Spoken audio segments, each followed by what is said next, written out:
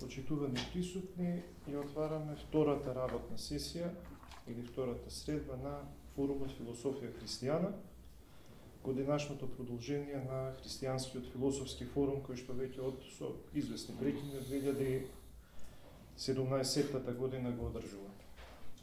Имавме вчера многу интересна дискусија во културно-информативниот центар за концептот за анархијата, кој што влезе во многу интересен диалог со една дамнешна дискусија, поточно првата дискусија на христијанскиот философски форум од 2017 година, кога говоревме за концептот архе, односно за началство. А вчера говоревме за неначалството, односно за анархе, од кој што произлегува поимот за анархија. Денеска пак имаме друга интересна тема, темата за идеологијата и релацијата на идеологијата со христијанството, на христијанството кон идеологијата, на идеологијата кон христијанството. Јас тука нема да брзам да ги дефинирам самиот овие поими, заради тоа што особено за поимот на идеологијата постојат многу различни дефиниции, многу различни визии за тоа што представува таа и кои се семантички пластови или значени ги има. Тоа поправо би го оставил на нашите двајца ценети гости. Денеска ги имаме Никола Галевски и Мариглен Демир. Главниот изложувач, првиот изложувач ќе биде Никола, додека респондент на она што ќе го каже Мариглен, критички ќе го обсуди, тоа ќе биде Мариглен Демир. Јас имам функција на модератор, но не ветувам дека ќе бидам пасивен, така што ќе се вклучувам и јас во дискусијата. Првите 50 на минути се предвидени за наша заемна дискусија до 1 час, а потоа последните половина час се предвидени за дискусија, односно за прашања и коментари од публиката. Откако ги кажавме овие прелиминарни насоки, да не го губиме времето, му го давам зборот на Никола Галевски. Добро, фала. Благодарам, Милан, и благодарност до Христијанскиот филозофски форум. Мене ми е драго што имам ваква прилика да кажам збор 2 за христијанство и идеологија. Тема која што е неминовна од почетокот на христијанството, значи од моментот во кој што Исус Христос действува на оваа земја, затоа што неминовно, ако ги видиме неговите диалози и што тој прави, таму има еден дискурс со идеологија, значи дискурс со еврејството во негово време, кој што завршува со негово раснување. Сметам дека е соодветно и прикладно, пред да кажам збор да спомнам што ја веројатно ќе подразбирам под религија, под идеологија и христијанска вера, и како што кажа Милан, тоа не е едноставно тоа да се дефинира. Ќе почнам од идеологија. Идеологијата се јавува како термин од еден француски филозоф и човек со политички ангажман, Де Траси, кој што во едно негово дело спомнува идеологија. И тоа можеби е некако патем спомнато како концепт, ама оно што е значаено е дека од тогаш па натаму оваа прва употреба ни укажува на едно тектонско поместување во европската мисла и постоење. А тоа значи дека тоа што подоцна Ниче ќе го каже, дека Бог е мртов и затоа веројатно и теологијата е мртва, или сигурно теологијата е мртва, и дека на европското општество во таа пост француска револуција нема веќе потреба од теолошки премиси за обликување на стварноста, за обликување на човештвото, за создавање на визии и вредности за човекот и за заедницата. Со други зборови, од сега промислувањата ќе одат во некои сосема нови насоки, во тоа време можеби зачудувачки, но со сигурност импликации кои што соодветствуваа на времето во кое што тој термин се јавува. И сега идеологијата ќе го тргне Бог или ќе го поништи, или ќе остави во заграда и ќе има таква цел, значи да гради општества од една антропоцентрична поидобна точка. Религии, имаме спектар на религија, ма многу често религијата всушност е повторно би рекол обид да се разбере човекот и човештвото, заедниците од една перспектива теолошка или метафизичка перспектива. И кои се тие импликации? Се имаме повеќе видови на религии, имаме статични, сега да не навлегувам во тие поддефиниции, ама во клучното нешто е тоа, дека станува збор за една рефлексија, критичка, контемплативна рефлексија, врз основа на предпоставено или сигурност во Божјо постоење, кои би били импликациите. И во зависност од тоа како се постулира божеството и тој метафизички свет, тоа има де факто импликации. Тоа е да кажеме египетската религија, статичната египетска религија, тоа е да кажеме во голема мера хиндуизмот, кој што вика еве што се случува на небото и импликациите се неменливи касти или класи. Христијанството, морам да кажам, дека кога ние го читаме Новиот Завет и кога ние читаме за тие почетоци на христијанството, христијанството е тешко за разбирање од таква поидобна точка, затоа што прво нема премногу систематичност. Значи нема премногу систематичност, дури и јазикот на кој што е напишан Новиот Завет, често пати теолозите некако во некој романтичен занес ќе кажат дека тоа е извонредна најдобрата литература што постои, ако го читаме Новиот Завет од лингвистичка перспектива, ќе видиме дека е тоа всушност еден второкласен старогрчки во кој што се запишани овие сведоштва.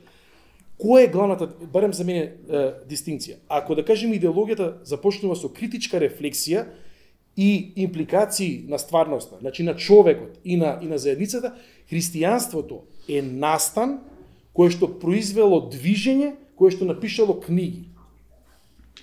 И христијанството, новозаветното христијанство, се базира и се темели само на тој еден настан, а тоа е смртта и воскресението на Исус Христос. И од таму го зема тоа како херменевтички клуч и од таму сака да ја толкува реалноста, Бога, човекот и се друго. Значи тоа е многу значено. Затоа што кога повторно едно искушение, христијанските теолози да кажат дека проповедта на гората е најпрекрасното нешто. Најпрекрасното нешто и најнепрактичното нешто што постои во овој свет. Да вртиш друг образ, да ги љубиш непријателите, значи да правиш работи кои што де факто можат да ти ја загрозат твојата лична екзистенција или статус, или во тој смисол екзистенцијата на заедницата на кој што припаѓаш. Значи, не е проповедта на гората еквивалентна идеологија. Туку, нешто што е повик на Исус, а тоа е да се живее тој свет кој што доаѓа. На еврејски тој свет се вика хаолам хазех, значи новиот свет кој што доаѓа, во кој што нема да има болка, смрт и сите оние, значи нема да има зло, и дека повикот на некој што го следи Христос е да ги живее тие вредности, да живее со Бог и со ближниот на таков начин, дури и по цена на неговиот живот. Значи, христијанството е настан кој што создало движење, и тоа движење, дури кога умира оваа прва генерација на христијани, пишува книги. Значи, првата разлика ја спомнав, христијанството не почнува како критичка рефлексија. Значи, немаме ние основен документ кој што ќе каже еве ги нашите постулати, еве како ние мислиме дека тие ќе имаат импликација. Втората голема разлика е тоа што секоја идеологија претендира да зборува за општество и општествен систем и тоа со право, и смета дека новото поставување на системот ќе биде разрешница во целосна или во одредена смисла на најголемите човекови проблеми. Христијанството во тој смисол не претендира и не е поврзано директно, ако ги читаме особено новозаветните документи, не е поврзано со конкретно општествено уредување.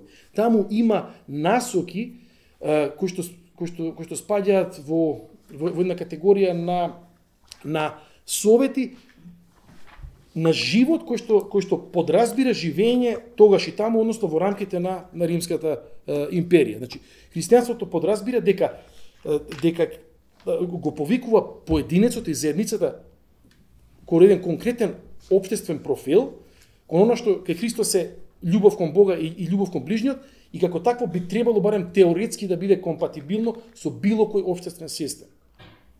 Затоа што и секој општествен систем, како што тоа знаеме, има спектар на свое постоење и спектар на значење. Значи, дури една монархија создадена од општествен чинител кој што има христијански светоглед или има вера, не би требало да има проблем во своето функционирање, затоа што се базира на трансформација, се базира на трансформација на човечкиот идентитет најдлабок, на човечкиот, оно што Исус го квалификува како човечко срце. Големото прашање тоа дали поединецот може да го смени системот или системот да го смени поединецот, сега дека тука има еден меѓусебен однос, ама суштински христијанството вика дека прво почнува се од срцето на човекот, од тој длабок идентитет.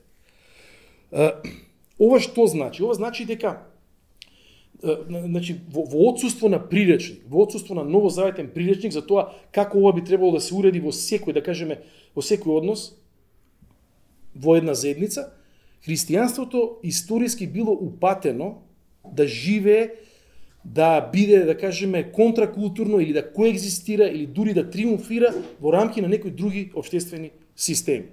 И тоа ние го гледаме го гледаме уште во најраната фаза на христијанството, кога де факто најраните христијански комуни живеат во Ерусалим и во тој еврејски контекст, ама веќе заради тоа што постои една категорија спомената во Дела апостолски 6 глава на гркоговорни евреи, тие се принудени тоа што е изворно еврејско христијанство и еврејска порака и еврејско значење на Христос веќе да го преведуваат на грчкиот јазик од тоа време, како што на тоа инсистира еден теолог Мартин Хенгел. Значи, и тоа сакам да укажам дека нуклеусот, односно јадрото на најраното христијанство е еврејско христијанство. Еврејски концепти, еврејско поимање на Бога, на светот и на ближниот, кој што неминовно историски влегувало во однос, релација со други идеологии. Зошто? Затоа што идеологијата вака пошироко разбрана, идеологијата всушност нуди тоа што христијанството го нема како еден инхерентен дел негов. А тоа е што после тоа, како ние да организираме општество, како ние да функционираме како општествени заедници. И во тој смисол дел од прашањето кој што мислам дека треба денеска ние да го поставуваме, затоа што таков е и концептот, да не биде само историски и пред многу години, че можеме да зборуваме ние за Византија и каков е тој однос помеѓу една источно-римска идеологија и христијанството, да позборуваме, можеби, да кажеме збор 2 за односот помеѓу христијанството и левицата, односот помеѓу христијанството и десницата, христијанството и либерализмот, христијанството и конзервативизмот. Јас да кажеме на одредени човечки тенденции ги гледам низ една историска перспектива и можеби врз основа на некои пракси кои што човекот го имаат фундаментално обликувано низ вековите. Тоа го правам затоа што имав прилика да студирам и да завршам историја на уметност и археологија пред доста време. И таму имаме една тенденција која што според мене го отсликува човекот, значи го отсликува човекот и повратно го формира човекот. Два архетипа у принцип. Луѓе како земјоделци и луѓе како сточари. Луѓе како земјоделци кои што имаат вокација и кои што имаат себе разбирање светоглед на едно релативно стационирано живење. Значи тие се тука зависат од одреден географски контекст и тука создаваат цивилизација. Значи пред цивилизацијата секако заедници, ама тоа е тој еден начин на живење, сточарите и сточарството како еден мобилен начин на живот. Мобилен начин на живот кој што значи истражување на рабовите и секогаш на веројатно некои нови територии, на некои нови сознанија и овој друг начин, земјоделски начин кој што подразбира вкопување и градење на плодоносност во еден историски контекст. И мислам дека горе-доле тоа се човечки тенденции кои што имаат огромни реперкусии. Огромни реперкусии кои што можеби јас сум ги поценувал во претходно, додека не запознав мои драги пријатели од Киргистан. Киргистан, номадска земја, сточарско-номадска земја. Кога завршува Втората светска војна, Советскиот сојуз наложува дека киргистанците ќе го напуштат тој назаден номадски живот и ќе почнат да живеат стационирано живење. И почнуваат да им градат згради, почнуваат да им градат такви стационирани живеалишта и со укази забрануваат киргистанците да одат по тие стари нивни номадски рути. Што се случува? Во следните 10-15 години 40% од киргистанското население умира. Затоа што тие се номади и тие не можат да живеат поинаку освен номадски живот. И ги прашав, добро, го знаев одговорот, ама викам, добро, што се случи кога станате независна држава? Вика, прво што направивме, нашите номадски рути. Прво што направивме. Затоа што вика, ние сме номади и ние не можеме да живееме поинаку. Конзервативизмот за мене е едно поимање во кое што се чува јадро на едно постоење и тоа јадро на постоење се чува по секоја цена затоа што е основа на животот. И таквиот начин на живот не сака и не подразбира барање на нови рути и на рабови, туку сака преку стациониран живот да гради заедници, општества, цивилизација. Од друга страна, го има тој, да го наречам, сточарско-номадски мајндсет, кој што цело време сака да го истражи следниот хоризонт. И сака да истражи што е следно. И тие се неминовно упатени еден на друг, ама за двете начини на себе поимање, за тие два светогледи и начини на живот, другата опција е прашање на живот и смрт, како што е тоа случај во Киргистан. Ако некој човек е дури, како да кажам, структурално податен или имат едноставно таков начин на функционирање, сака да ги истражува рабовите, за него стациониран живот е смрт. И од друга страна, кога некој препознал јадро кое што многу години, декади, векови давало плодови и тој човек е резултат на едно такво јадро, тогаш за него да се напушти тоа значи да се доживее смрт. И мислам дека од таму доаѓа, барем за мене, големата тензија кој што искусувам и кој што искусувам тука и кој што искусувам во целиот свет, кој што сум искусил во голема мера во Соединетите Американски држави, да кажеме. Често патувам таму и таму има често патувам таму. И таму тоа е, поготово сега во изминативе, можеби во изминатава декада, доведено на едно такво поимање на живот или смрт. Дали ќе одиме и ќе ги истражуваме рабовите, дури и по цена на колапс на оваа цивилизација, или пак ќе се стационираме на едно место и ќе доживееме една мочуришна состојба на нашата цивилизација, која што веќе не е спремна за иновација, која што не е спремна за некои нови работи. И сметам дека, помеѓу другото, и тоа е во суштина на проблемот кој што ние денеска го гледаме. Лево или десна христијанска вера. Мене исклучително многу ми пречи кога помеѓу христијанството и десничарството се става еден знак еднакво. Дека човек треба да биде десничар за да биде христијанин и дека по дефолт, ако е христијанин, мора да биде десничар. И тоа е за мене една неверојатна, како да кажам, една неверојатна лага. Една неверојатна лага од причина што христијанството и со левицата и со десницата мора да гради однос кој што е верен на неговиот светоглед и кој што има една главна задача. Една главна задача. Значи без разлика за каква идеологија стана збор, еве сега почнавме со левицата и со десницата, треба да се постави на суштинско прашање кои делови на оваа идеологија, на оваа политичка платформа, на што и да е, реално се совпаѓаат со клучниот повик Христов да се љуби Бог и да се љуби ближниот и кои се тие нешта кои што мора да подлежат на една цврста критика. Цврста критика која што во одредени земи значи и ставање на својата глава во торба.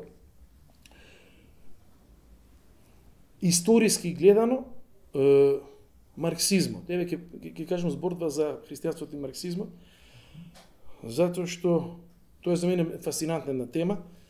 Еве да го земеме комунистичкиот манифест.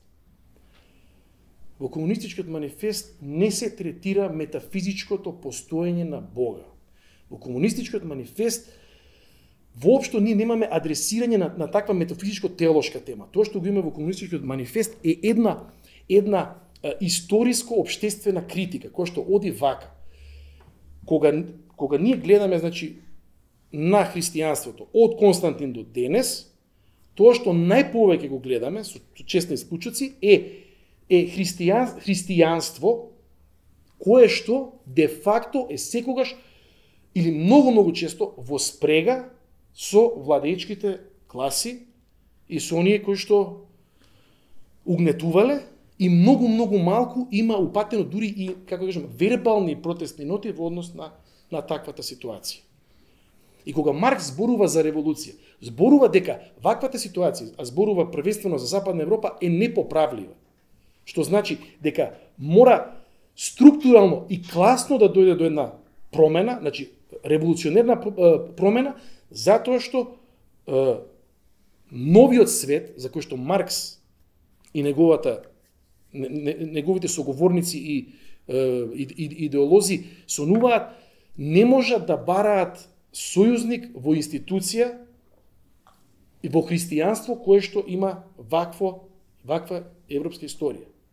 И затоа е на страна. И дури се сетив, не знам кај ми дојде тоа, ќе се сетите, имаше една генерална југословенска, како се вика, енциклопедија во некои 2-3 тома, и се сеќавам тоа пред многу години, не знам како ми се врати ова, читам таму, и таму вика религијата е опиум за народот, на народот, тоа ќе видиме. Тоа беше голема дебата. Да, голема дебата сме. И вика, тоа треба да нели, ништо добро од тоа. Освен кој? Вика свештениците кои што со пушка во рака рипна и се бореа заедно со партизаните во менување на општествениот систем. Значи тоа е тој момент во кој што христијанството е погодно само доколку некој суштински конкретно се приклучи во оваа нова борба. И сега тука сакам да спомнам еден однос помеѓу христијанство и марксизам кој што верувам дека е познат или можеби не знам, а тоа е односот помеѓу христијанството и марксизмот во контекстот на Централна и Јужна Америка. И една теологија која што се нарекува теологија на ослободувањето. Има и таква книга, се вика Теологија на ослободувањето од Густаво Гутиерес. И он дава едно нешто, он дава една теолошка критика и теолошка методологија која што соодветствува на ситуацијата во Централна Јужна Америка, која што не е многу различна од европската ситуација во некој 17, 18, 19 век. И вика вака: главната задача на теологијата денес не е само промислувачка во смисол ние имаме големи идеи за тројството, за ескатологијата, за сите оние големи зборови за кои што ние и теолозите не знаеме најточно што значат, ама многу интересно да кажеш ескатологија, сите викаат вау, тоа е многу битен момент. Густаво Гутиерес вика вака. Густаво Гутиерес вика дека клучниот теолошки метод е критичка рефлексија на христијанската пракса во светлина на Божиот збор. Со други зборови, фино вие се изразувавте како христијани низ вековите, многу убави идеи, многу длабоки мисли, сето. Ајде да видиме тоа како во пракса се одвива во контекстот на Централна и на Јужна Америка. И тоа што таму го знаеме се цело време некои диктатури и угнетувања и едни цели системи кои што повторно Тој што е угнетен да се биде угнетен и да биде максимално експлоатиран, а многу често црквата таму гушнати благословуваат и се тераат што се вика по своje. И тоа можеби некако најдлабоко го видов документарец кога студирав теологија, значи документарец за еден земјоделец во Никарагва. Мене тоа ми изгледаше како некој надреалистички филм, значи. А тој беше документарен филм. Човекот има веројатно некој си 500, не знам, 1000 квадрата земја во еден камен како оној далматински карст, и он секоја година тука копа и се надеја дека таму ќе исклучи нешто компир и нешто граф, за да он може да поживее уште една година од својот живот, да може нешто на децата да им даде. И Густаво Гутерес вика, таа пракса ние треба да земе сериозно, затоа што се случува во контекст кој што за себе тврди дека е христијански, и да видиме како тоа ближниот се љуби во христијански контекст во една таква мало земјоделско семејство. Сега, тоа што Густаво Гутерес, Леонардо Боф почнаа да го охрабруваат како пракса, тоа резултираше со две нешта. Резултираше со една форма на црковно живење, така наречени основни црковни заедници, во кои што антихиерархиски луѓе почнаа да се собираат и да со самиот чин на такво собирање вон институционално црковно даваат критика на ваквата спрега која што црквата имаше со властите. Некој од нив, тоа морам да бидам фер према ова цело движење, некој од нив не застанаа со Библијата и со молитвата, туку си нарачаа калашникови, си нарачаа све што треба, затоа што се навратија на она суштина на кој што Маркс се упатува, тоа е дека веројатно одредени околности и не можат на оваа земја да се променат само со молитва и со Божји збор. И се создадува некои многу, за мене барем чудни, во тоа време, марксистичко-христијански групации кои што повикуваат на христијанско вооружено восстание за промена на системот. Христијанската вера и марксизмот повторно треба христијанската вера треба сериозно да земе таа Марксова критика, и за тоа ќе зборам малку покасно. Христијанска вера и капитализам, тоа најповеќе сум го искусил во тој контекст на Соединетите американски држави, и видете, тоа е многу значаен момент. Значи, горе-доле, американското гледиште е дека заради нивната историја, заради оние, како се викаат, пилгримс, значи, оние првите доселеници во САД, и нивната идеја дека ова е новата земја, и сетете се дека таму имаме New Heaven и New England, дека ова е сега новиот рај на земјата, со еден таков концепт на избраност се подразбира речиси дека секој материјален благослов во Америка значи можеби и Божја благослов или Божја симпатија кон американскиот народ. И тоа е таму многу присутно. Ретко некој постава прашање како до тоа богатство, така? Никој тоа не се ни замара. И знаете што, во моите контакти, пак ќе кажам, посети на Америка, што ќе се замараат луѓе на кои што животот им е горе-доле среден. Горе-доле среден, на нив избор им се мака. Они сакаат да бидат оставени на раат, да си заработуваат, да си имаат по 2-3 коли, да си имаат една куќа, малце тамо викендиц, и затоа, како да кажам, немаат интерес да се интересираат за некоја голема геополитика. Ама не е кај сите американци тоа така. Па добро, генерално тоа е некој стvar. И сега толку ми треба. И во тој контекст на капитализмот ние имаме нешто што ја би го нарекол една псевдоескатологија, а тоа што значи? Тоа значи дека ако Америка е во опасност и американската економија е во опасност, дека крајот на светот доаѓа. Значи ако нас нема, тогаш веројатно има проблем е крајот на светот, готово, значи завршува се. Нема преголем интерес да се праша дали крајот на светот доаѓа кога Африка е при крај и со ресурси и со економија, него тоа е некако себецентричен систем. Ќе спомнам само уште едно нешто, зашто имам уште 2 минути. Христијанство и плурализам. Значи, дали христијанството може да коегзистира или кој е односот со плурализмот? Сметам дека христијанството и текако треба да се подпира и да биде во диалог и да промовира нешто што ја го нарекувам изворен плурализам, што значи дека имаме различни светогледи, имаме различни идентитети, имаме различни поимање дури за тоа како треба да се движи општеството и дека сите тие можат и треба да имаат еднакво место на една плуралистичка маса. Тоа што во последно време се случува е еден идеолошки плурализам кој што подразбира нешто многу значајно поинако, а тоа е следно: дека за човек да функционира современо треба да биде плуралист во својот светоглед.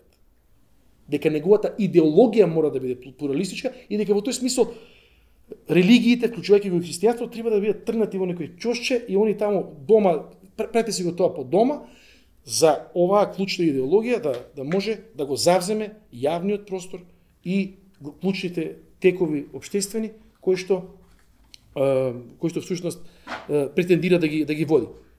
Три нешта за да почне муабет, што се вика.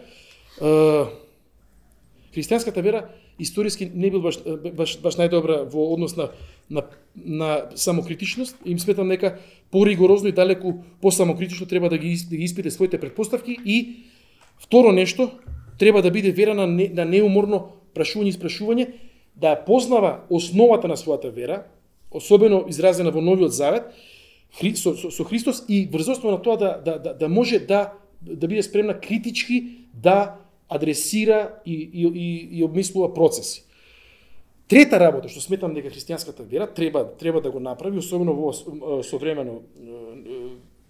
современ контекст, тоа е отвореност за соработка со сите чинители на општествениот живот.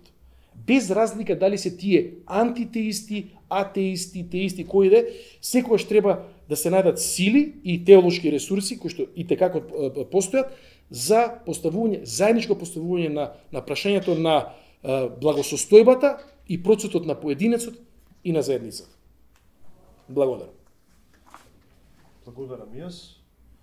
Ова беше многу фино, како кажа, да задвижиме дискусијата. Да. Многу фино задвижување на дискусијата.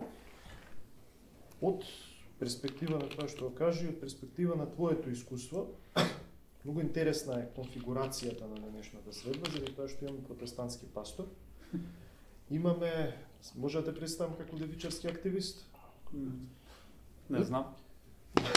Ово може како левичар, да кажам. Нека биде левичар.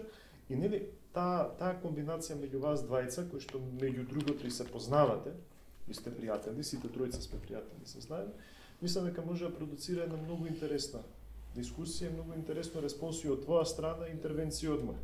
Така што веднаш го Ќе ми ја подеш топката. ти ја подам топката, бидејќи гледам дека едва чекаш да ја фатиш. Дали може да озеам јас ова? Можеш, не. Дај. Ова е пук. Имам Зазема. некоја фиксација Тоа со тоа да држам нешто до овој фактички ги спорувам. Сад ти ќе ми дадеш мене 20 минути, меѓутоа јас како Мојсей ќе кажам спор сум во говорот, ќе ми треба малку повеќе време со ваши аргументи, така? Добро. Од Библијата се прифаќа. Од Библијата. Добро. Јас би сакал да кажам дека овој би исто така доста присуствари, како да кажам, радувам фактички на ова фактички средба, затоа што едноставно и значи јас сум навивач на Јувентус, Никола е на Интер, а не успари договараше Милан. Доста нели светото тројство во Калчо лигата се разбира, начело се знае кои се. Се знае. Ќе видиме. Да. И се надевам дека во тие 20 на минути, ако успеам, дека ќе кажам нешто за кое јас верувам дека ќе треба да одговорам и ќе можам да одговорам. И јас сум сосема задоволен од она што кажуваше мојот соговор денеска, со кој што се познавам лично и сме се дружеле и во добри денови и во лоши денови, мислам, како да кажам, незгодни денови. И многу ми е убаво кога фактички дискутирам со него и кога се согласуваме, па и кога не се согласуваме, некогаш најаме да бидеме така џентлменски, затоа што едноставно не можеме да се согласуваме. Некогаш не се овај фактички согласуваме и со нас самите. Така тешко е и ние самите да кажеме дека да, па добро, па не сум бил јас во право, да. Добро. нешто истражував јас во однос на идеологијата, во суштина јас не сум некој експерт за идеологијата, меѓутоа сум некој значи сум бил активист и сум бил човек кој што создавал иницијативи, кој што создавал и политичка партија и имам фактички создадено. Со која што сега не сум како да кажам, не сум ни член и што ти знам така натаму, меѓутоа стојам на моите позиции и тие се комунистички позиции. Значи претходно сум бил некој левичар, меѓутоа сега сум комунист, уште полошо. И во суштина моите позиции и мојот светоглед во суштина се поклопува со оној кој што се повикува на комунизмот, затоа што уште од првиот момент кога сум прочитал нешто за комунизмот, тоа ми било за мене доста атрактивно и сум бил чудовиден од тоа што комунизмот може да ми понуди мене како некоја идејна креација. Се разбира, некој ќе каже и али нема врска. Во однос на на идеологијата и јас сакам да избистрам некои работи, затоа што во секој случај е многу важно методолошки да се каже, односно да се дефинираат некои овој основни овој концепти со кои што ќе оперираме во иднина.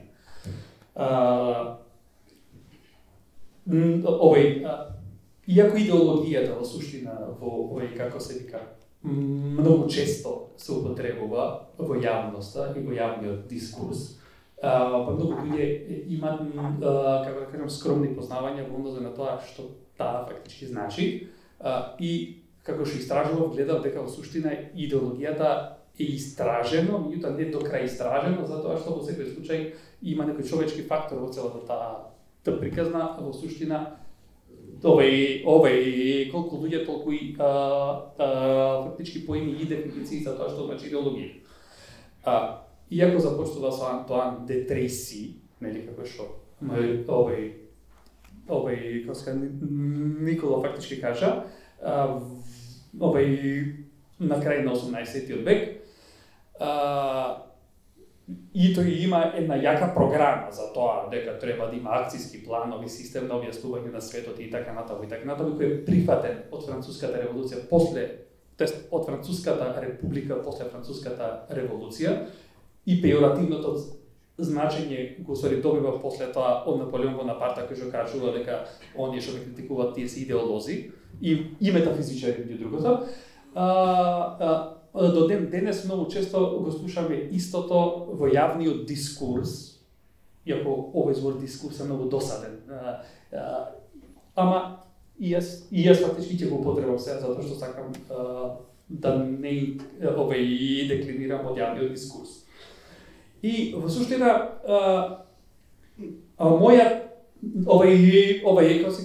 јас инклинирам кон поимот на она обработка на поимот на идеологијата како што тоа го обработуваат марксистите. За мене марксистичкиот поим за идеологијата представува е еден од оние кои што ми помага да се надоврзам и да создавам некои мои пристапи во однос на тоа што значи и идеологија и да го умувам истиот тој поим и да го ставам во некои контексти.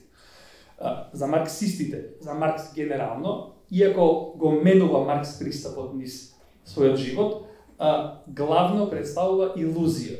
За марксистите тоа е илузија искривена свест која што едноставно го одвлекува човекот од својата суштина да може да направи критика на како се вика на тие услови кои што го создаваат оној јарем во кој што човекот живее како работник во едно општество. И сега читав и други автори нормално и тие плюс минус марксисти. Како се вика еден од нив е фактички Луи Алтисер, кој прави една доста добра реконструкција која ми се допадна и која сметам дека можам да ја изложам тука во кратки црти нормално, затоа што имам 20 минути, а јас сум спорго говорот. Станува збор за тоа дека кога зборуваме за идеологија, зборуваме за нешто кое што е вгнездено во главите на секој човек. И онака како што е вгнездено во главите на секој човек, тоа е крајно безопасно и крајно како да кажам, инфериорно на моќта која што може истото да го отелотвори и да го пушти во промет низ апаратот кој што може да го, како да кажам, да го реализира и да го манифестира тоа како идеја. Во суштина, сака да каже дека самата идеологија е безопасна, се додека не се сретне со државниот апарат, односно државниот идеолошки апарат. Без државниот и идеолошки апарат не постои идеологија. Односно, постои, таа е само во главата на еден субјект или два субјекта кои што едноставно не можат да ја извадат од себе си, затоа што таа може да постои, нели, како што ние правиме муавет сега тука, и да си одиме фактички дома и тоа да не важи, тоа да е само нешто како дел од нашето минато. Вчера правиме муавет за тоа што е најдобро или кој е најдобар начин да се живее. И тоа, дали тоа станува пракса и дали тоа станува принцип, не. Затоа што едноставно ги немате спрегите во вашите раце да можете тоа да го ставите во некој закон, да го ставите во некоја пракса. Значи, државниот апарат е доста важен во однос на оваа работа. И затоа Алтизер смета дека кога правиме муавет за идеологија, правиме муавет за неисториска инстанца. Затоа што идеологијата нема историја. Не дали самата во себе нема историја, туку нема историја на идеологијата. Како таква. И во овој пат тоа усвари насока, јас се обидувам да ги разгледам и да ги разгледувам контекстите во кои што се појавува и самото христијанство, и самите идеологии, и политички системи, и политички теории. Јас многу повеќе сакам да зборувам за политички теории, отколку за идеологии, меѓутоа во секој случај можеме да правиме муавет и за овој, како се кажа, и за идеологии, иако едно од најголемите идеолози во светот, нели, и во историјата, како да кажам, биле нашите колеги и филозофите кои во секој случај имале по некоја идеја за тоа што е најдобро и како е најдобро фактички да се живее, кое е фактички најдоброто општество и на кој начин тоа може да се остварува.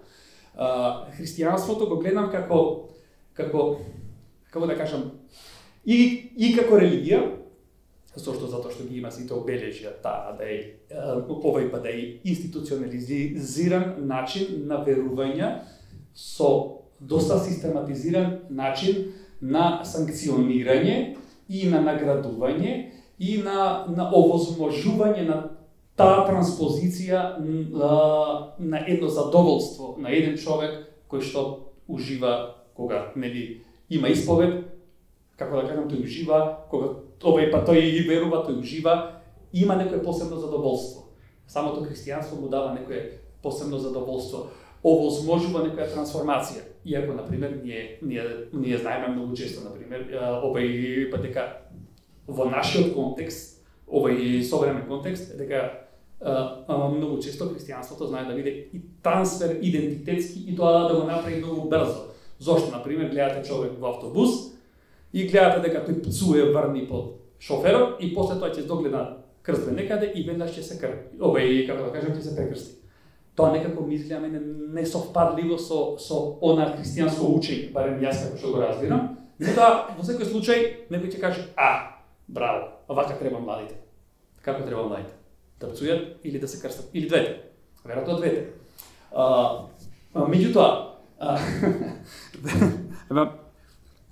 Меѓутоа, значи самото христијанство го има он цел асортиман од лево до крајно десно, од крајно лево до крајно десно. Секој може да чепка и секој може да зема што му одговара. Јас тоа го имам направено како да кажам 4-5 месеци кога напишав една колумна кога јас си најдов свои причини и свои концепти како да ја интерпретирам стварноста и некој конкретен општествен проблем врз база на овој некои фундаментални претпоставки на кои што се повикува христијанството. И мене тоа многу ми се допаѓаше. Така што и самото христијанство не можеме да го ориентираме дали е лево или десно. Затоа што тоа представува и лево и десно во истовремено, ниту лево ниту десно. Меѓутоа, јас обожувам како оној на кој што реферирав, Луи Алтисер, да го ставам во контекст на современата држава и на предсовремената држава, односно предлибералната држава, затоа што оваа држава во која што ние живееме, вчера Джалто многу добро кажа, дека како да кажам, дека либералната револуција во суштина е француската револуција која што носи еден нов пристап кон светот, тоа и пресо кажа и ти, и дека во суштина веќе политичките програми стануваат оние кои што го интерпретираат светот на некаков начин. Иако Маркс кажува на едно многу интересно место дека секој оној кој што гради програма за едно општество е реакционер. Исто така е доста, како да кажам, потенцијално за некои идни иследувања, затоа што представува доста интересно како оној кој што го заговара Маркс, овај комунизмот и оној, како да кажам, политичко-материалистички ескатон, да каже дека чекај са, јас сум реакционер, така тоа е малку чудна работа, и тоа во секој случај многу овој парадоксални, меѓутоа и диалектички односи ќе се сретнат во однос на овие, како се вика, тоест во градењето на овој однос помеѓу религијата и марксизмот, односно и политиката. Значи сите ние знаеме дека кога правиме муабет за религијата во однос на општествен контекст, знаеме дека религијата секогаш била многу блиска до моќта. И тоа го знаеме дури до ден денес.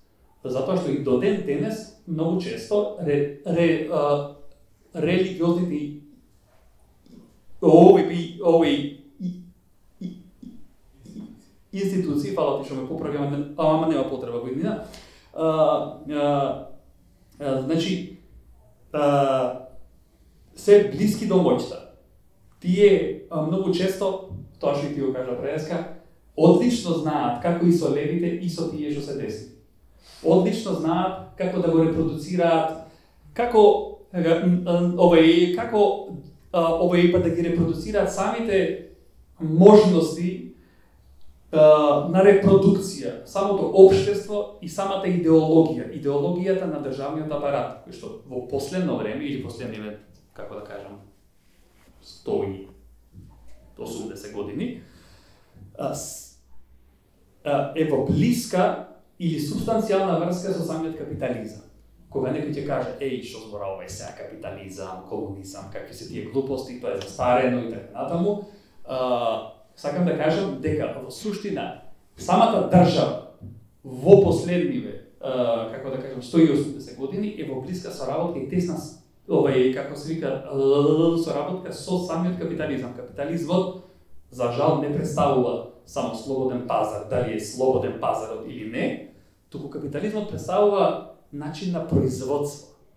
Кога и тоа не се произведува само ова вода, туку се произведува и начинот на кој што ние ја конзумираме ова вода.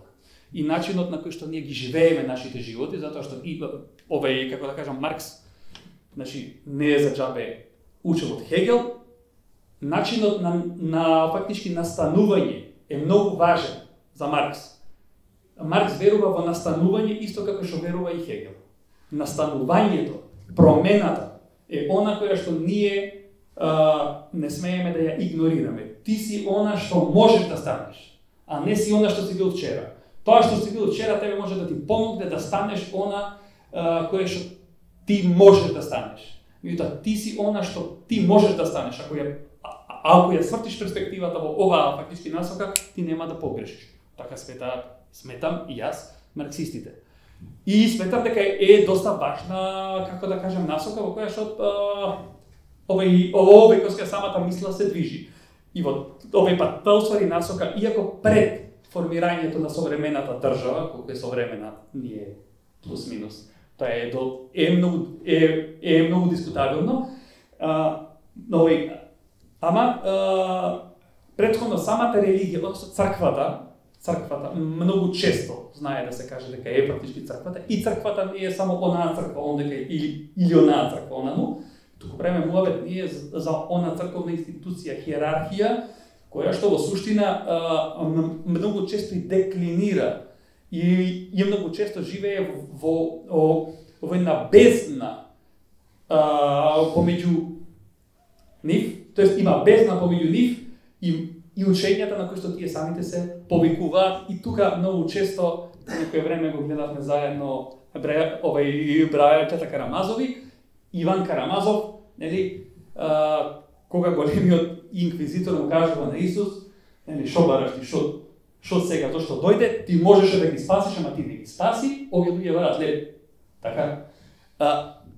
Проблемот е што устари црквата ни лебот не го дава многу често. Многу често. Во историјата. И, значи, тука можам да кажам дека дека црквата била на страна на на опресирачот, а не на оние што били опресирани. И затоа марксизмот знае многу често да каже дека чекайте дечки, алку вие ја имате завркната работата, затоа што црквата во тие периоди, особено во периодите на феудализмот, значи била субститут и на школото, и тоа била субститут исто така и на семејството. Црквата представува и семејство, што е доста интересна работа и како заедница е доста интересна. Јас многу сакам да припаѓам во некоја заедница и мојата црква во тој случај е фактички Дуња. Сега, па таму каде што ние си се собираме. Многу е важна црквата. Како некоја фактички заедница. Црквата низ историјата многу пати ги има изневерено нејзините членови. И затоа многу исследувачи укажувале на тоа дека црквата треба или да се реформира, што не верувале дека може да се реформира, или да се надмине со тоа да се формира нека нова црква која што нема да се нарекува црква, туку ќе се нарекува нешто друго. И сега кажа многу тези кажа, и имам бајаги муабет, дали имам време? Не. Немаш време. Нема време. Океј, јас се продолжам после. Јас како многу брзо помина 20 минути. Многу брзо помина 20 минути. Сакам да кажам дека идеологијата. Имаш време, но не многу. Да, океј. Имам време. Има две времиња. Времето ова што го имаме и она кое ќе сватиме дека немаме време. Тоа е доста важно време, така. И сега, црквата како црквата изгледа не. Идеологијата важна компонента во самата идеологија е утопијата. Утопијата и затоа христијанството има свој утописки, тоест има своја утописка свест. Во моментот кога уствари христијанството ја губи утописката свест, сметам дека ја губи својата идеологија и веќе влегува во самите шири на на апаратот во кој што овој пат уствари кој што е репресивен. Да, и сметам дека овде и црквата, и она идеја на која што јас сум присталица, верувам дека има една егалитарна идеја, дека сите луѓе се еднакви, и дека меѓу другото, овој пат дека оние луѓе кои што живеат во јарем, дека тие треба да се ослободат. И сметам дека нема некоја контрадикција меѓу овие две како да кажам нешто, иако едната се однесува на овој како да кажам живот во светот, а другата се однесува на живот после светот, или отаде светот, или после смртта. Во секој случај мислам дека не се во некоја јака контрадикција. Инаку многу овој како да кажам има доста важна релација помеѓу христијанството и самата левица, и тоа го има кај Карл Калуцки, кој пишува една важна книга која што горе-долу не е многу читана од страна на многу левичари, ете и тоа можам да кажам, а која се однесува на она како се вика конвергенција на христијанството, особено раното христијанство, и идејата за бескласното општество кое што нели е тоа целите. Тука ќе застанам, ама после тоа ќе продолжам. Повелете. Благодарам на Мариглен, ми се да го кажам на Никола, сега јас ќе одговорам. Нема ти. Но сепак, редот подразбира Никола да одговори, а после тоа влегуваме во заемна вкрстена дискусија, па ќе имам ја што да кажам во врска со сите нешто што ги чувме и ќе ги чуеме уште.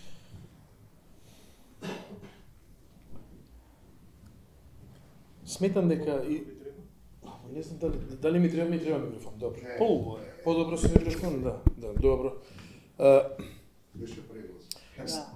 Сметам дека тоа што го зборува Мариглен и тоа што можеби јас го спомнав, произлегува од една историска реалност, а тоа е дека и христијанската вера и идеологијата, па нека биде тој и комунизмот, не исправат пред историски факт дека до крај не ги исполнија целите кои што самите сметаат дека треба да ги исполнат. И мислам дека од таа перспектива е релативно лесно да преминеме кон критика на сопствените светогледи, вера, идеологија, како и да е. Ама овој разговор со Мариглен, со еден комунист,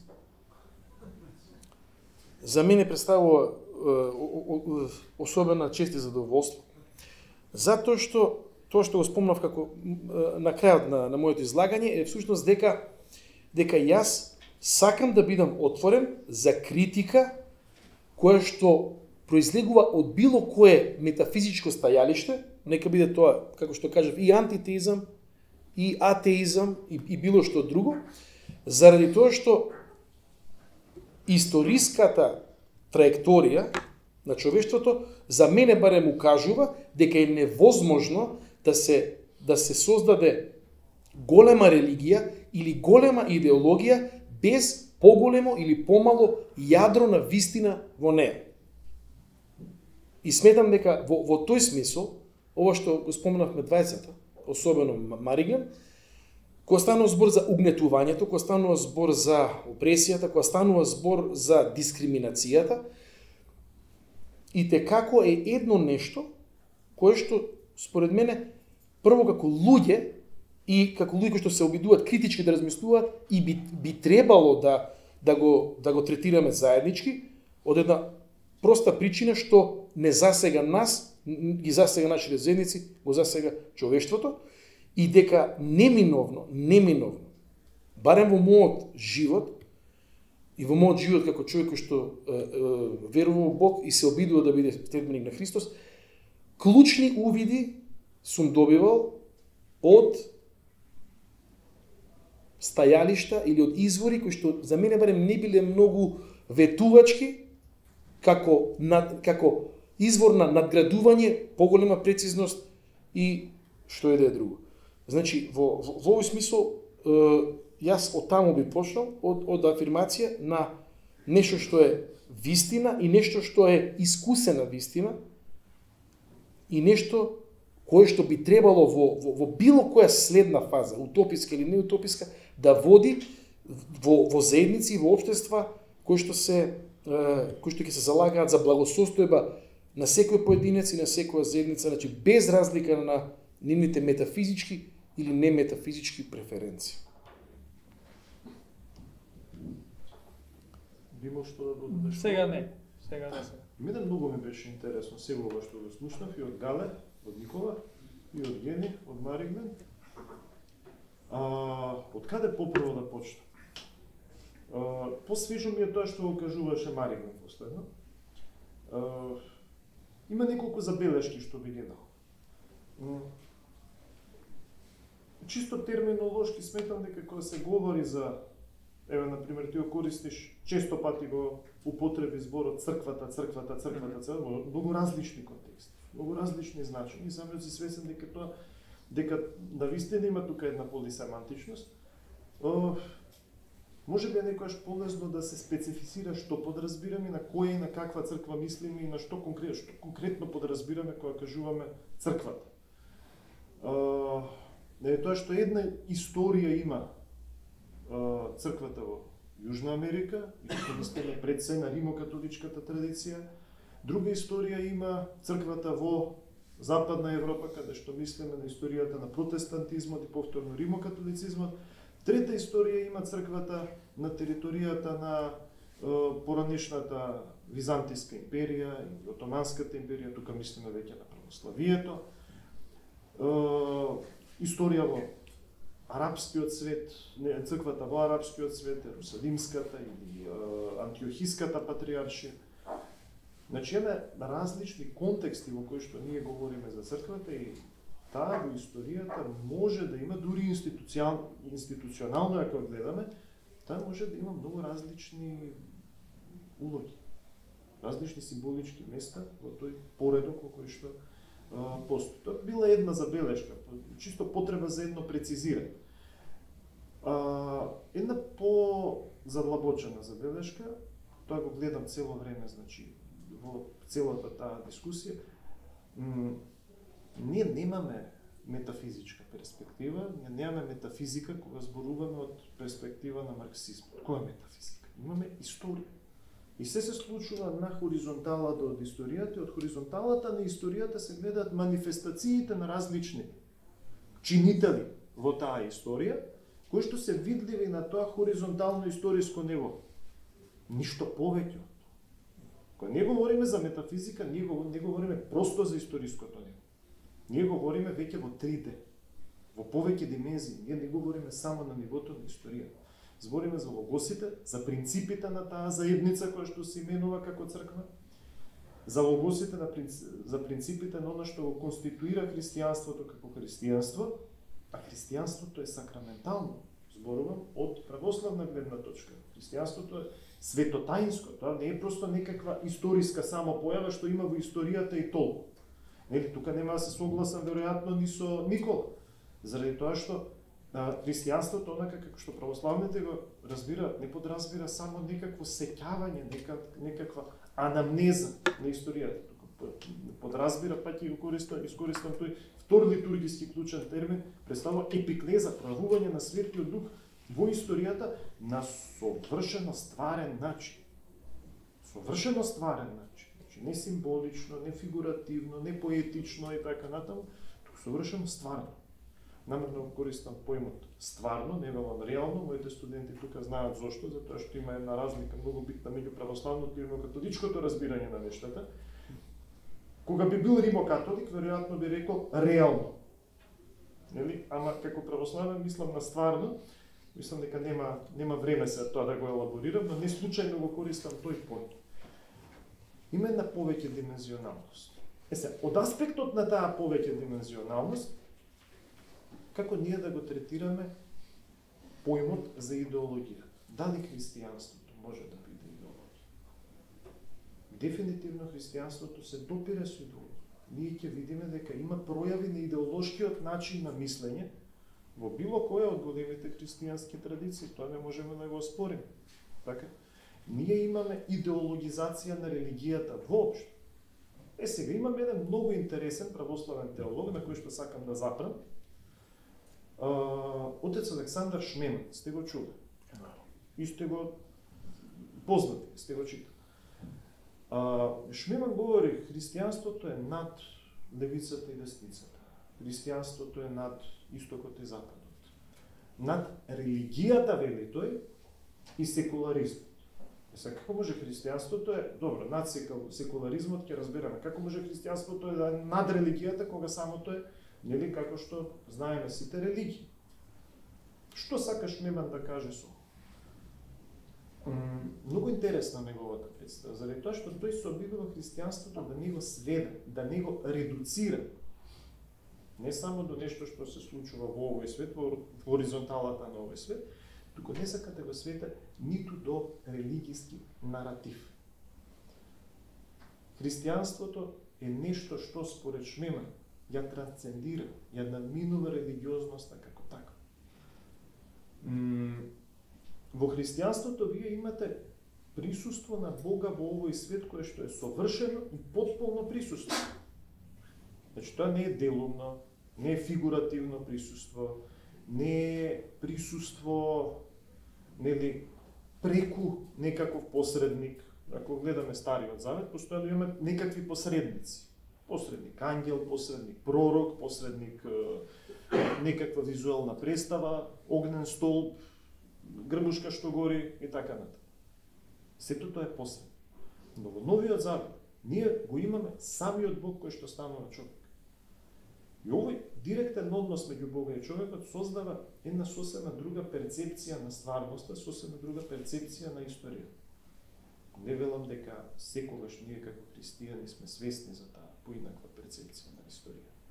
Но она што не определува како христијани, оно збор што некој од вас го употреби, есхатонот, есхатолошкото, кое што не се разбира како живот после смртта. Тоа се разбира како Царството Божјо, кое што се пројавува уште во овој свет и во кое што ние уште сега стапнуваме и го предвкусуваме, го антиципираме. Тоа есхатолошко, тој есхатон се пројавува во нашите животи. И тоа е тоа што не дозволува човек да може да се сведе до било која работа која што нам ни е позната во историјата. Така што самата идеја за критика на идеологијата, самата идеја за надминување на идеологијата како таква, стои точно во таа срж на христијанството како такво, во тоа таинство на откровението на Бога во историјата. Ова може да звучи како некаков наратив, како некаква или како идеологија. Убава идеологија, да. Како идеологија. Но на кој начин би се затворило да биде идеологија? Обиди се да го затвориш, тоа во идеологија. Кога ти имаш принцип на смртта и воскресението, секоја работа што ти ќе помислиш дека е таква, подлежи на премислување и на покаяние. Ти не можеш да останеш во еден наратив, ти си во постојано движење. Било кој идеолошки систем или религиозно идеолошки систем, тој има јасна представа. Тој има идеја за тоа како Царството Божјо да го сведе тука во овој свет, да го сведе тука на земјата. Тука и сега да се постигне нешто. Идејата месијанската идеја, например, на уште во апостолско време, уште во Христово време. Христовите ученици, апостолите очекуваат дека ќе дојде Месија кој што ќе ги ослободи од робството од Рим. Тие тоа го очекуваат. Тие очекуваат тука да се пројави тоа царство и тоа царство да биде земно царство. И тоа е веќе нешто што можеме да го именуваме како идеолошки наратив. Но нешто што цело време го трансцендира тој наратив, ние не би можеле, и тоа го тврдам јас, и тоа е мојата теза тука, дека ние тоа не би можеле да го именуваме како идеологија. Кој сега да продолжи? Сакаш ли ти да преземеш? Па не, мислам дека на ке тебе беше. На кај двајцата беше. Па да, ама. Па ќе продолжиме. Проблем. Еден од, како да кажам, централните проблеми со идеологијата е тоа дека секој тврди дека другите имаат идеологија, дека тој не припаѓа на идеологија, туку дека тој е малку посеопфатен. Прва работа, втора работа, ова што го зборуваш, жмема, овај пат не знам дали ги има видено оние, како да кажам, чембари или пак комити со крстови, овај пе исти товирани, кои баразат се живо и диво. Тој точно на нив им се обраќа говорејќи го. Тој се обраќа, тој е рус. Тој е рус по потекло, живее во Америка и тој се обраќа на неговите сонародници и им кажува: луѓе, ова што го правите не е тоа. Многу јасно. На нив им се обраќа. Многу јасно мисијата, мислам дека овај, како да кажам, не може да ја овај па да ја исполни самата мисија, затоа што едноставно мислам дека апаратот низ кој што треба тој тоа да ја овај, како да кажам, да го лансира или да ја испрати пораката, него има во своји раце. И сад, да, христијански може овај, како да кажам, да остане него само да се моли за нив. А што е апаратот на лапките на моќ? Yes. Тоа е веќе, тоа е спорно. Значи, она што јас мислам дека секоја идеологија или секоја идеја се разбира и вчера Ристо Солунчев, овај, како се вика,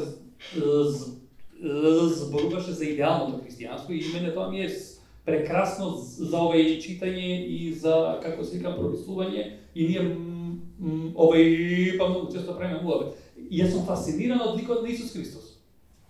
Фасциниран, дури критики добивам.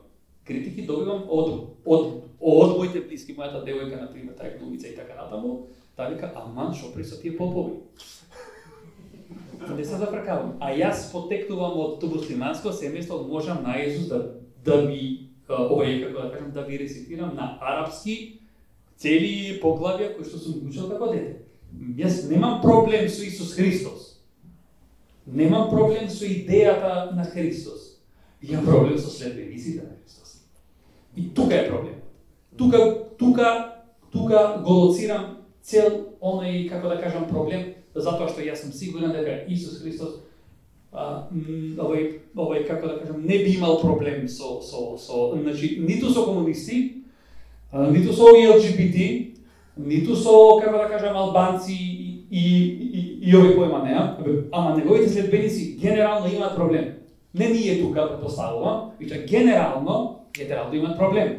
И сега јас го гледам христијанството, и јас затоа викам црквата, иако овој пат тоа има доста силна конотација, затоа во еден момент правам еквиваленција помеѓу црквата во која јас припаѓам, за да ви стане појасно и вам тука, меѓутоа и на овој каоска самите присутни, дека и во комунизмот имаше цркви, тоа беше партијата, ама значи тоа е доста важно како собор. Доста важно како собор. И самиот збор синагога, нели, доаѓа од она Еклесија исто. Да, истото. Овој, како да кажем, јас немам проблем. Меѓутоа и она што го зборувал Христос. Иако, например, самиот Христос, например, јас пред некој ден со едни мои пријатели разговарав и тие спаднаха хомофоби. Една врска, како да кажам, 90% хомофоби се. Не е чудо за мене тоа. И викам, дали сте го прочитали од Матеј 19:12? Стихот. Не. А што имате читано? Па не знам. Тука, веројатно, црквата како институција, овој како дел од својот апарат, не работи доволно со своите следбеници. Тука мислам дека е фактички тој проблем. И станува збор, значи, не само за оваа наша црква тука, затоа што ова има наша историја, и секоја црква си има своја историја.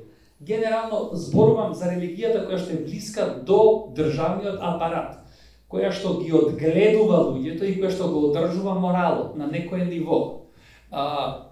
И која што која што едноставно и се бори да остане, односно се залага, бори не, меѓутоа се залага да остане некоја ситуација онаква каква што е. Сметам дека тука има доста работа за уствари самата црква. Не сакам да кажам христијанството, оти се плашам дека стварно христијанството како да кажам, не можам да го стеснам до тој како се однос, затоа што има многу елементи што мене многу ми се допаѓаат. Меѓутоа, сметам дека кога правиме муабет за идеологија и кога правиме муабет за политика и кога во овој контекст го внесуваме како да кажам, ја внесуваме самата религија, овде религијата во суштина оди заедно со црквата,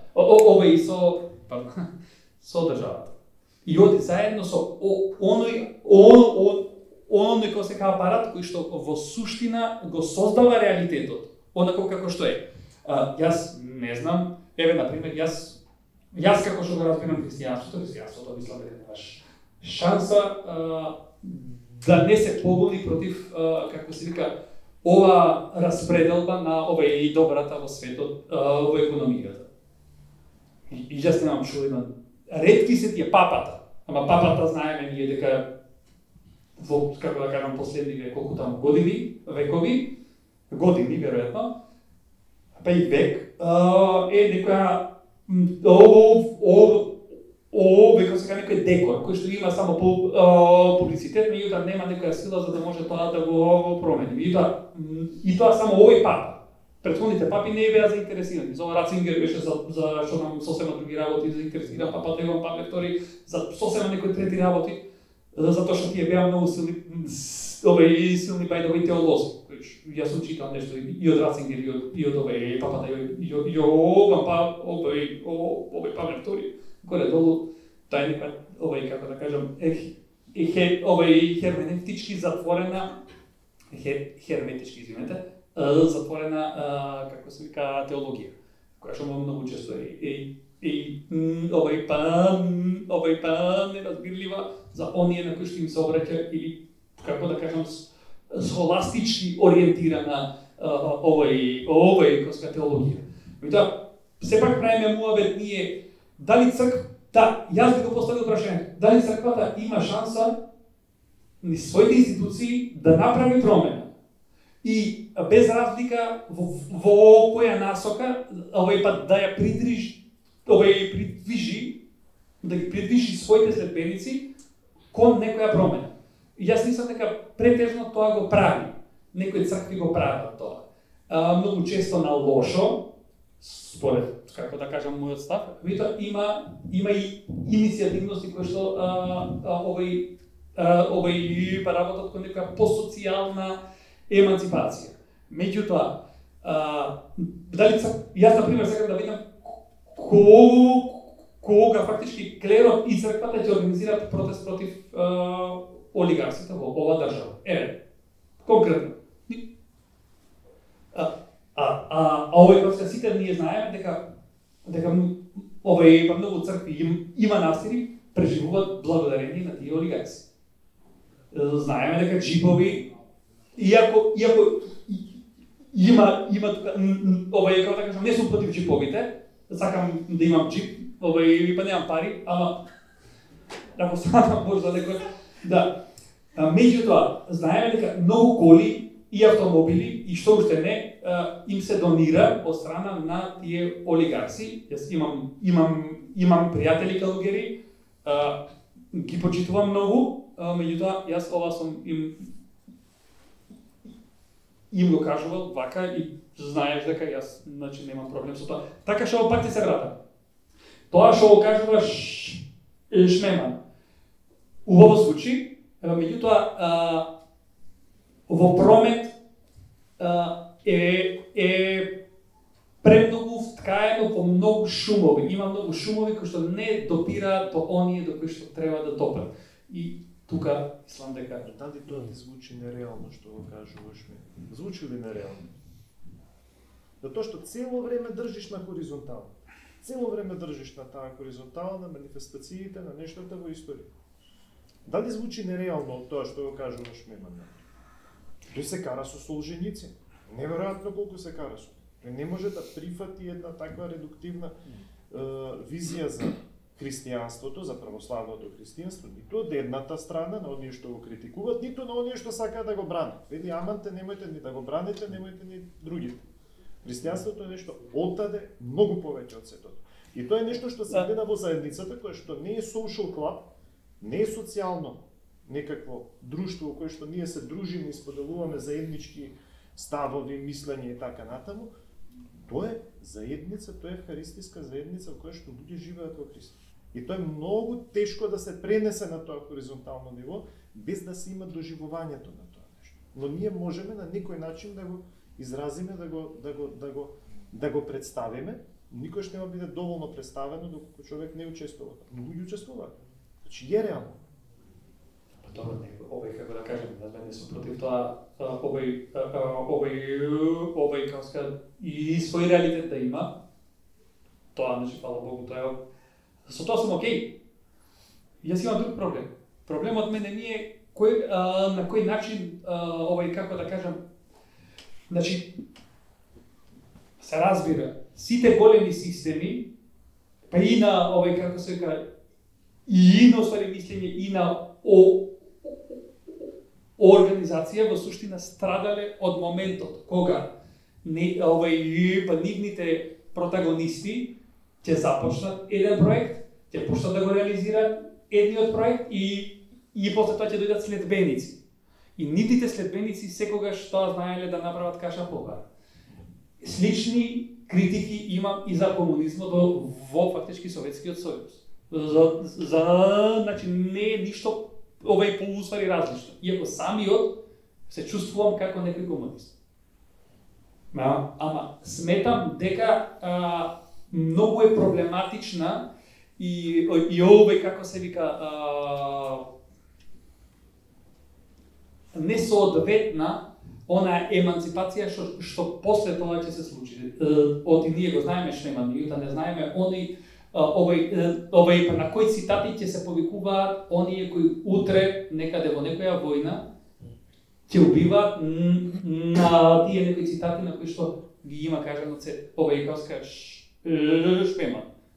Пошто ние знаеме дека има и разни деконтекстуализации и реконтекстуализации. Тоа сакам да кажам.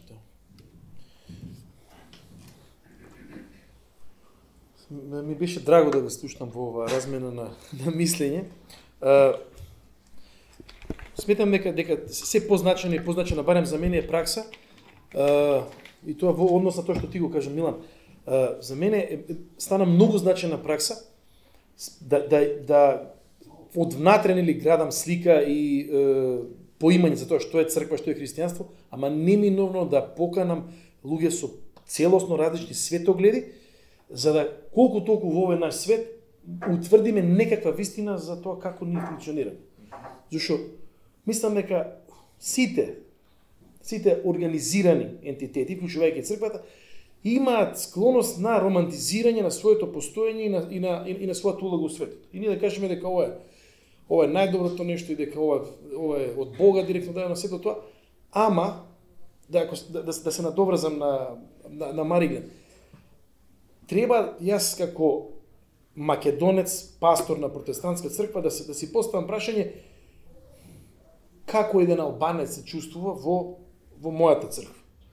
И како се чувствува еден, па тоа не знам зашто секогаш представник на ЛГБТ, некој човек што има таква сексуална ориентација. Значи, кој е неговата перцепција? И тоа знаете што, не само врз основа на проповедите, како ние тоа фино знаеме да го објасниме, туку врз основа на едно реално искуство, подолгорочно на луѓе од различити светогледни или какви други провиненци. Тоа е една работа. Втора работа, што мене, размислувајќи на оваа тема, некако ми дојде некој потекст, дали тоа ќе се финализира, ќе видиме, ама за мене би било интересно тоа што го сугерира Густаво Гутиерес, да го поставам прашањето на христијанската пракса во Македонија и на Балканот врз основа на Божиот збор.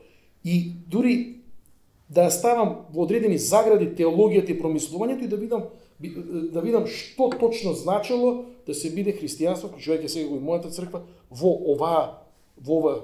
историски период или на нас гледано. И во таквата пракса јас би сакал секако тоа да не го правам само со мои истомисленици и членови на мојата црква, туку напротив да биде тоа и со тебе, и со Милан, и со веројатно што тројца четворица, за да колку толку го намалам мојот оној романтичарски доживљај дека тоа што е христијанска вера на овие или во Скопје, битуло да не ти е закачано, значи во Скопје што значило да се биде христијани и како тоа се поимало, кои биле тие релации и односи кои што се градени.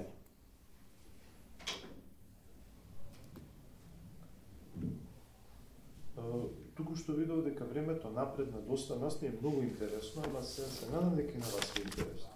Ке се вклучат?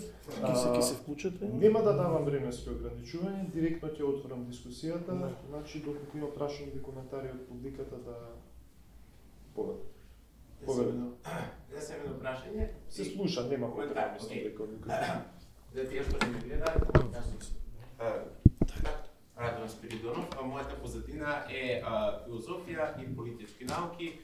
Доколку инсистираме на идеологија, нека биде еден класичен либерализам, проследеност од демократијанство. Оно што сакам пред се да го прашам господинот Демири како што себе си се окарактеризира. Некако господин.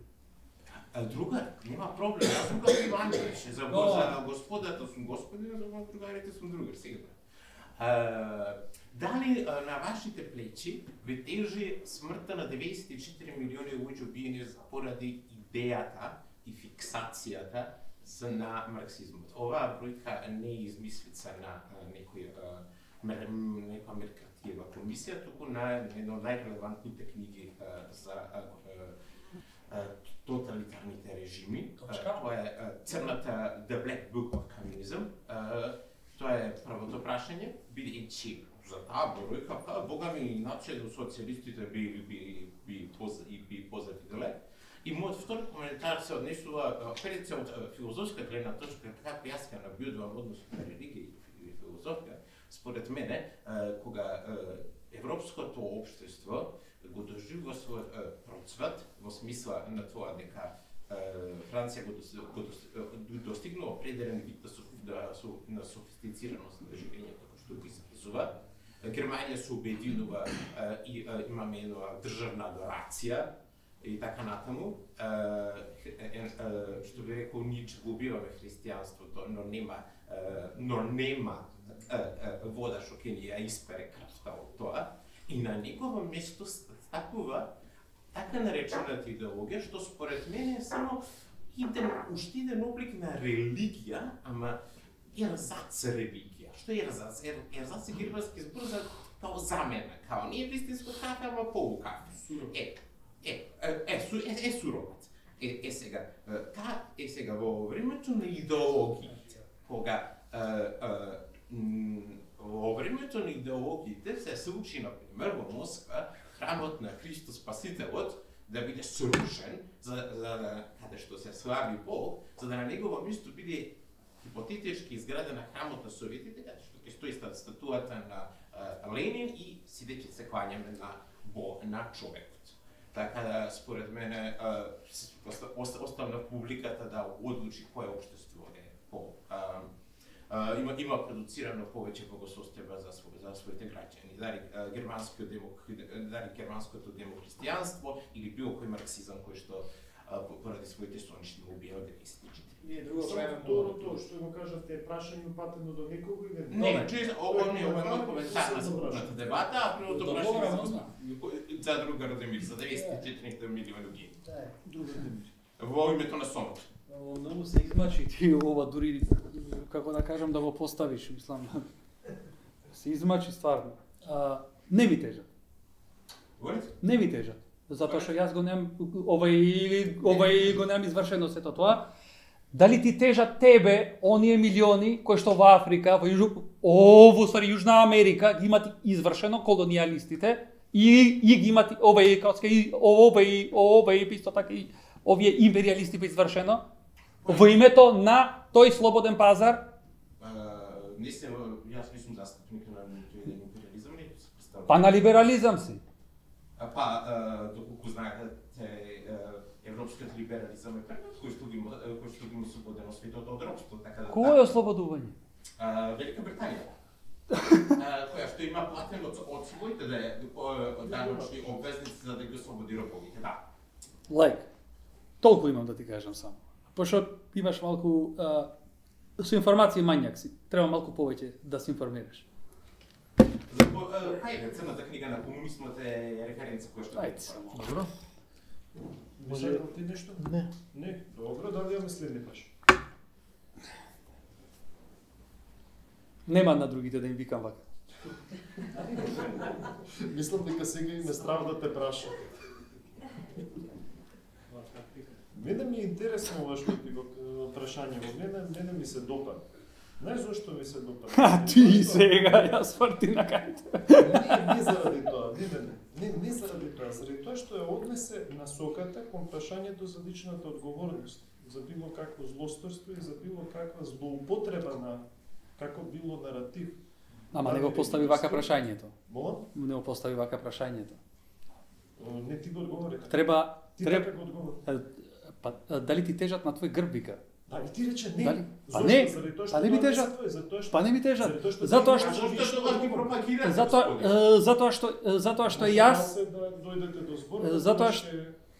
затоа што јас мојата одговорност за општеството во кое што јас живеам го имам на многу интересен начин и на многу добар начин и на соодветен начин и на времето во кое што јас сум живеел и на начинот на кој што јас сум бил израснат го имам дадено мојот придонес. Не знам дали ме познаваш ти мене. Вака сега. Друга ми беше поентата. Оно што кажам.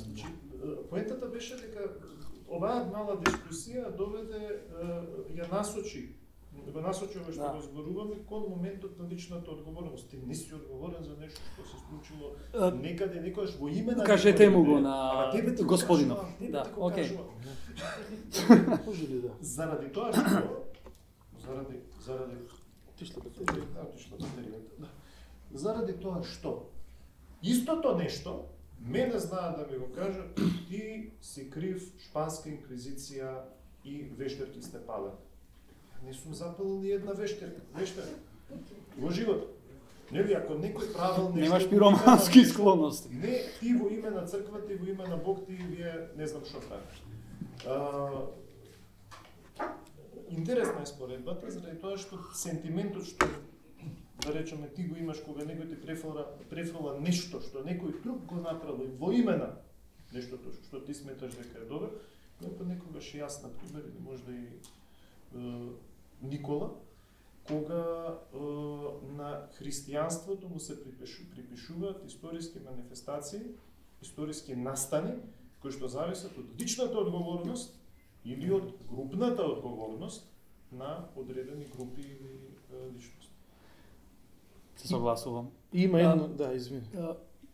Значи, да, и јас би одговорил на тоа дека и самото христијанство имало многу еманципирачки елементи низ историјата. Јас преска ги зборував само оние за кои што, нели, требаше да фатам каршилак сега на она што го зборуваше. Да, инаку самиот сум свесен за тоа дека христијанството помогнало во многу историски епохи како да кажеме, настани, значи, има описменето цели народи со иницијатива на самото христијанство.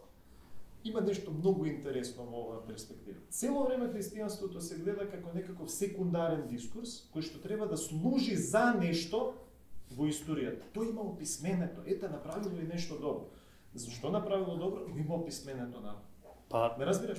Значи, христијанството треба да служи за нешто тука во на оваа хоризонта. И тоа е перспективата која што имаш ти од твојата, нели, марксистичко, левичарска и така натаму гледна точка. и 95 милиони врз мои плеќи. И 95.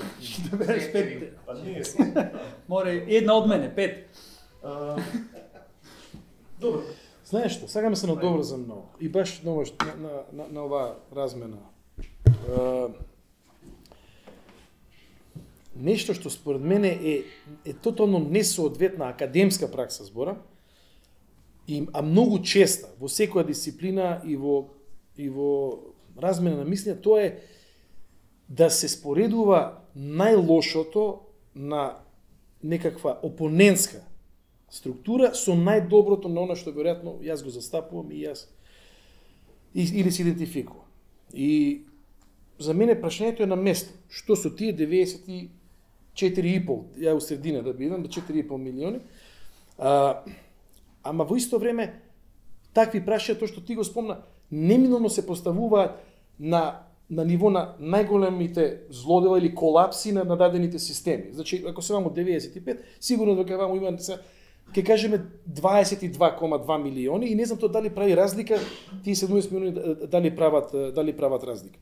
Ако сме фер, јас сметам дека треба да бидеме фер, во нашата критичко промислување, ние сме обврзани, ако зборуваме за достигнувања или ако зборуваме за постулати, да ги земеме веројатно најдобрите од оние со кои што ние дискутираме, со оние најдобри кои што ние сметаме дека се дел од една опција на крају крајва кој што ние застапуваме. А инаку поставување обратно на работите, мислам дека прво за мене тоа е малициозно. Тоа е старт малициозно. Тоа во старт значи дека имам сериозни предрасуди и неспремност да видам било што друго во еден светоглед или во една идеологија со која што можеби суштински не се согласувам. Така да историјата и затоа можеби мене не е само историјата тоа што ме интересира, значи имаме и ние тој епиклетичен момент, ама на крајот на краиштата имаме и реални ситуации до кои што не имаме пристап. И многу често Божја перспектива, која што можеме да ја насетиме или да ја прочитаме преку оно што значи Божји збор, ама не и до крај да кажеме дека имаме целосен увид на тоа како Бог гледа на дадени ситуации. на црквино. И затоа, например, и во однос на марксизмот и таа критика на тој капиталистички систем. Дали таму има една основа и дали постои основа за критика на капитализмот врз основа на омраза и угнетување на ближниот. Тој дел на марксизмот ме интересира, од мојата перспектива. Дали, например, мојата баба тука во Скопје, затоа што ние кога викаме капитализам, денешен капитализам е веројатно нешто сосема друго. Јас знам нејзините стории, како да кажам, на свој 12 години работела по 12 сати у фабрика. Суров. Во кој период? Пред Втора светска војна. И дали во тој контекст, јас сакам контекстуално да го поставам прашањето, дали во тој контекст, не само како нека интересна идеја, туку како реакционерство, како што ти го спомна, има простор да се каже дека постои вистина во таквата критика и во мојот случај да побарам што всушност мојот клучен ресурс или извор на светоглед зборува на таа тема. Со други зборови, дали Библијата има што да каже во однос на економско угнетување на било кој сегмент. Океј, ова ти е доста на овој, како да кажам, место. Мене ми се допаѓа ова. Меѓутоа во секој случај сакам да кажам дека овој самиот капитализам таа е голема тема и сега, како да кажам, немаме време. Да, и немаме ниту, како се вика, и многу концентрација да го правиме тоа. Меѓутоа, овој, како се вика, и самиот капитализам почива на експлоатација. Освен на експлоатација, почива на овој, како да кажам, експлоатација на другите луѓе. Кога христијанин експлоатира други христијани. Прва работа. Втора работа, експлоатира овој, како така, животна средина. Експлоатира, како се вика, природа, создание. Еве, океј, тоа е супер. Овој, како се вика, формулација ќе искористам друг пат. Создание. И тоа го прави. И тоа има многу анализи. Марксизмот вели дека капитализмот ќе му помогне на општеството да излезе од една фаза на феудално робство и феудален начин на производство. Тоа е многу точно. Меѓутоа, антрополошките импликации ќе бидат после тоа стравични. Затоа што, меѓу другото, и на ниво на овој, како да кажам, нации и држави, едни нации ќе бидат многу силни, други нации ќе бидат многу слаби. Да. Имате глобален овој, како се вика, овој како се вика север и глобален југ. Југот страда на сметка на северот. Она што спомна преска дека Велика Британија, па Велика Британија е пример за угнетување во светот. Пример за кражба, за грабеж. Пример за убивање во светот.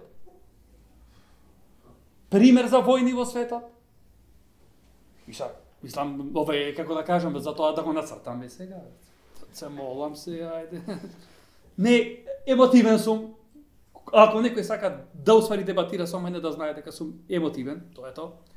Има луѓе во Русија се имат истепано за Кант. И јас би си истепал. Зашто? За Кант.